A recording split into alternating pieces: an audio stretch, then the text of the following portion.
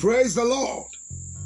By divine signal and the prompting of the Holy Ghost, we shall be having a prophetic triumphant entry into the new month every first Sunday, and a testimony and thanksgiving service every last Sunday by 4 p.m. From the light of scriptures, God's word said, "Guide thy sword, O most mighty, and ride on prosperously with majesty because of truth and meekness, and your right hand shall teach you terrible things."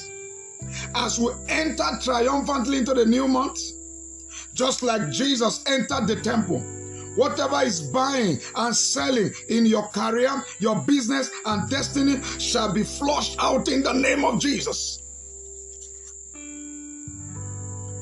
I invite you, join me at Freedom City Miracle Assembly International, Apo Resettlement, behind the High Court, FCT Abuja.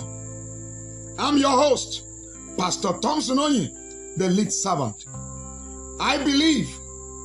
We believe in Freedom City Miracle Assembly International. With the power of God, the saints are beautified and His name is glorified. Thank you.